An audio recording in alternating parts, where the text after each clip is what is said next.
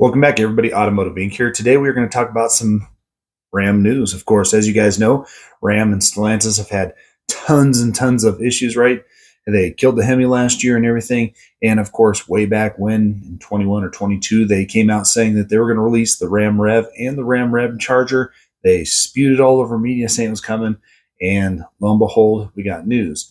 So before we get started today, if you guys don't mind smashing the subscribe button down there in the corner, it helps the small channel out. Subscribing is free, so I appreciate it. And at the end of the video, thumbs up and notification bell. After the first of the year, we have tons and tons of great content coming, so you don't want to miss that. For those of you who are returning, I appreciate you guys always coming back. So last week, Ram basically came out, as you guys know, Tavares, or however you pronounce his name, he stepped down from Stellantis. And apparently, he was the only one that wanted to kill the Hemi V8. So, as you guys know, the standard 3.6 Pentastar is now the standard engine. Then you can have two different options of the Hurricane. But for the die-hard V8 enthusiasts that just want that V8, it's gone, right? Well, now the new person that's stepping in saying that the Hemi may come back when we don't know. But the biggest news is Ford basically reeled back at its F-150 Lightning. Chevy has reeled back its production on its battery truck. There are some of those out there for sure with the Chevy. They finally did land.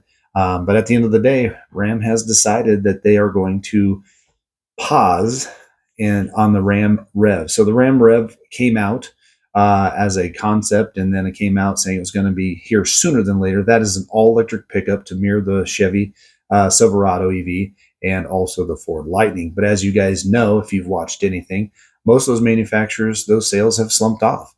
For those that do just short jaunts in the city and stuff like that, long-range towing, battery is not your way. That's what was going to be interesting about the Ramcharger, if you will. Ramcharger, all one word. That was going to be a very unique vehicle in its sense, and we'll touch on that here in a second. Basically, their takeaways were that Ram sales are down 24% and trying to introduce an all-electric pickup that the other manufacturers are having a hard time selling at $90,000 plus. Now, you can get the work truck version of the Silverado and the lower trim model F-150 for high 60s, depending on where it's at, but then you got to have the ability to charge it. So the RAM REV is now paused until probably late 2026, and that probably means much later than that. Ram has now said that they're going to focus on getting the Ramcharger out sooner than later. Now, the Ramcharger itself is a unique pickup in the sense that it has no mechanical connection to the wheels. It's all electric motors on the wheels themselves. It does have a battery in it. I think it's around 92 kilowatts.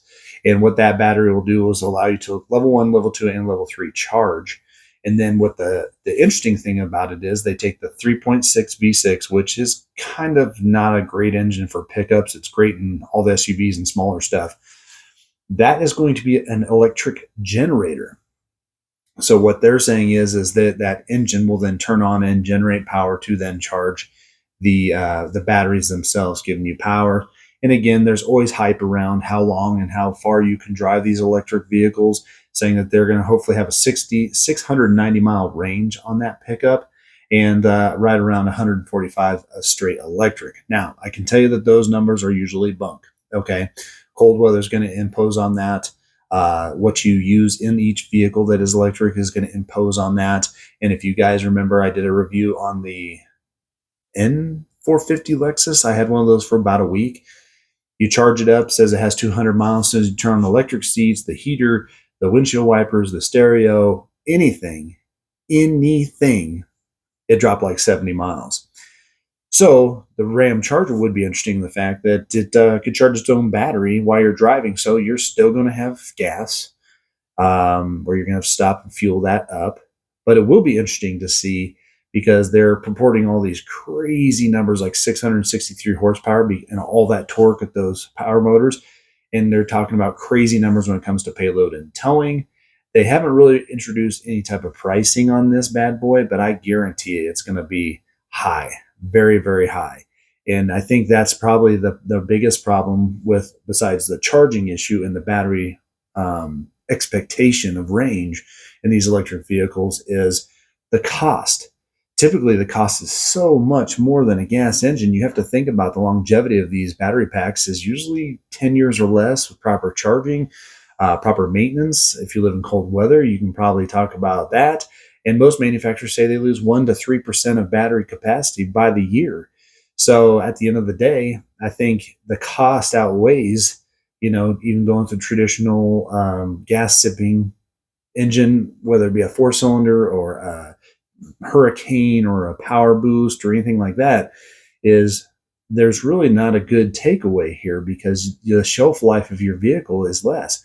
And what I've encountered, I've heard from mechanics is once those batteries start going below a certain point of charge, is then the check engine lights come on. You start having issues with everything. And I just don't think it's there yet. If I was going to buy a Ram 1500, which I wouldn't, and I had to pick between the REV or the Ramcharger, the Ramcharger would be the more compelling argument. For sure, having at least a generator on board, I think that that's interesting. But as we guys know, that this is going to be a new thing for Ram when it comes into it. Yeah, they've had other vehicles and other platforms and everything, and Stellantis is a monster company all over the globe. But at the end of the day, you really got to weigh as a $90,000 half ton that can't pull as much as a 3/4 ton gas. And at the end of the day, you have a 10-year shelf life before you're probably going to have to replace that battery pack. And a lot of those battery packs, are several thousands, if not $7,000 or $8,000 to replace with labor. So you really got to think of this as a longevity. Now, if you're going to lease it, fine, lease it, try it out for a couple of years, use it and whatnot. I just don't see it as being a long-term type thing. Again, hybrid technology is cool, and that's kind of what it is, but with no mechanical connection to the wheels, it's not the same as the Power Boost. The Power Boost has electric motor on the actual transmission, which gives it that hybrid technology. So when the battery starts to fail, yeah, you're probably going to get those check engine lights. You're probably going to have that issue. And hopefully that battery lasts 10 to 15 years, but living in a cold climate, probably not. But at the end of the day, without that mechanical connection, the Ramcharger is a very unique animal. And like I said, at some of their top trim levels or medium trim levels now with the Hurricane even are $60,000, this technology won't be cheaper. And with the Stellantis woes, if you are waiting for a REV, you're going to wait longer. If you're waiting for a Ramcharger, that one should be here soon because that's what they're promising. Probably, like I said, late 26, maybe early 26. But at the end of the day, with all their money woes, I don't see them focusing on that at all when they just drop the Hemi. And of course, the new HD is not changing very much at all, which is going to lose some more buyers when it comes to the old technology. And at the end of the day, inside of these vehicles, from what they've shown us pre-production models, is these are going to have the same interior, same Uconnect, same everything. They're going to have a top trim tungsten, which, gosh, that little pickup's expensive. If aren't they all, right? But at the end of the day, this is going to be an expensive thing to even try. And I just don't see that as Stellantis' focus point when the company's already struggling quite a bit. And so I wanted to get this out there and talk about it because I have a lot of people ask when they'd ask about the Power Boost we had on the channel was, would you recommend this over the Chevy Silverado EV, or would you recommend that, the Ram REV or the Ramcharger? Well, the issue is Ford has their products out there, and they've already shown that nobody really wants the F-150 Lightnings. The demand isn't there, and most straight line truck drivers are not going to buy that pickup because they need to hop in it, drive it for 600 miles, fill it up, drive for another 600. They don't have time. They don't want to mess with it. And again, as these come out and stay around longer, we're starting to see that the range is not what people said. We're seeing that battery packs can cause fires. And another thing a lot of people don't take into consideration is how much more it takes to insure an electric vehicle. Traditionally, and this is, I've talked to my State Farm rep, they can be like 35% higher to insure. And when I had my Ford Power Boost, even though the truck itself was cheaper to buy, my insurance was $150 more a month than it is on my more expensive Super Duty. The Super Duty that can do more things, obviously more risk there. But the way they look at it is they basically say higher cost to repair, higher cost to own, fire hazards at your house or on the road with those batteries. And so there's a lot to go into your contemplation of what you need. And I think with the way the manufacturers have came out with good gas engines with better fuel economy, I think that is more up your alley, whether you don't like the Hemi and you got to get a Hurricane.